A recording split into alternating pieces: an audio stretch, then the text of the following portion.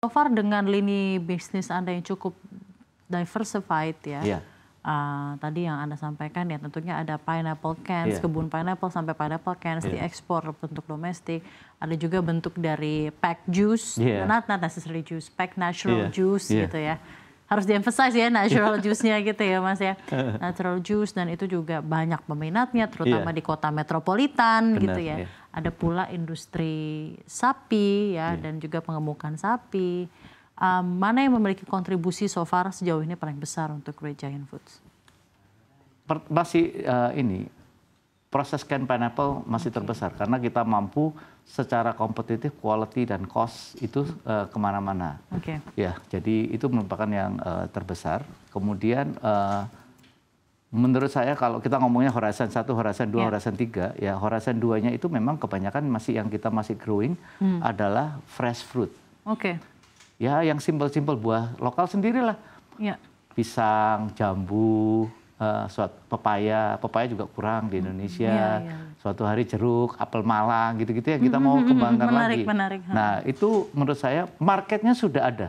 Jadi it's not demand driven, it's a supply driven. Ya. Dan tadi yang saya bilang. Bahkan Anda juga memiliki dairy products ya Mas ya? Iya, tapi itu juga part dari circularity. Tapi it's not our main business. Oke. Nah, jadi kita perlu empower petani dan kita mau bangun supply chain-nya.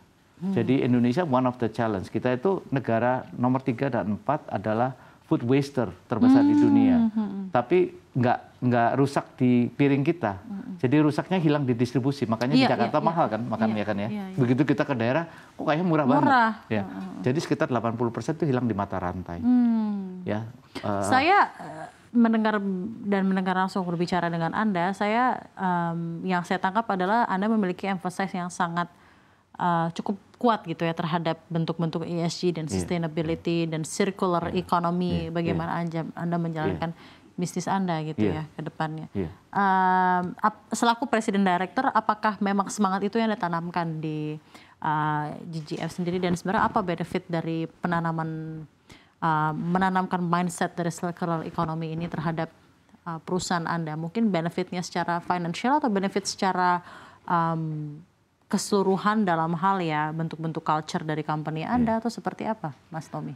Jadi sebelum ada yang ngomongin sustainability, kita sudah ngelakuin. Jadi kalau nggak deket sama komunitas, ya ngancurin alam, itu cost-nya pasti meludak. Ya. Oke. Jadi pertama kali yang didapat jadi sustainability itu bukan CSR buat perusahaan seperti kita. It's the core, it's the business model. Jadi tanpa sustainability nggak survive perusahaannya. Jadi yang paling basic sudah pasti cost leadership. Jadi kalau kita manage resource kita dengan baik, cost akan turun. Oke. Ya, itu satu. Dan hasilnya produktivitas akan semakin lama semakin bagus. Yang kedua, itu akan create differentiator. Jadi pressure dari market-market terutama develop market seperti US, Eropa kan dia nanyain. Ya, kamu punya kebun itu gimana nanamnya, ngerusak lingkungan atau enggak, pemakaian pupuknya dan sebagainya. Semakin kita bisa jelaskan traceability-nya dan kemampuan kita untuk memastikan kita nggak create damaging baik secara environment, CO2, air dan kemudian soil, itu mereka semakin melihatnya kita semakin kompetitif differentiator. Karena semua konsumen di US atau di Europe menuntut company-nya itu responsible. Itu yang kedua. Yang ketiga, nah ini generasi yang baru nih. Generasi yang baru terutama milenial sama Z generation. Untuk jadi petani kan susah, ya kan ya, agak susah. Jadi mereka itu mendambakan bahwa mereka ingin bekerja company yang punya purpose.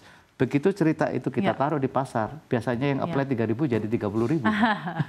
Gen Z, millennials, and their purpose and passion, right? They are purpose-driven generation, real and purpose-driven generation. Well, all the best untuk Great Giant Foods dan terakhir, as a visionary president director, as a visionary leader untuk Great Giant Foods, kita tahu Indonesia dikenal dengan sebutan sebagai negara agraris, natural resources-nya abundant.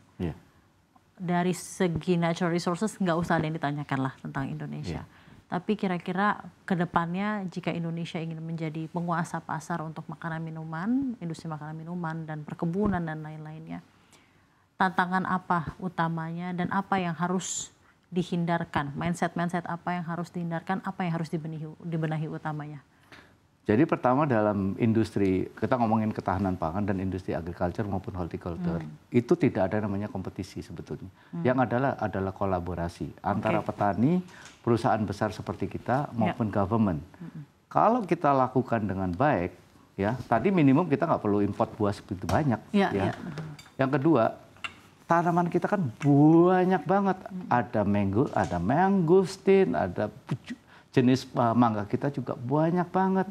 Jadi the next question selain komoditi seperti mineral, nikel dan sebagainya, setelah kelapa sawit, menurut saya horticulture udah di depan mata kita.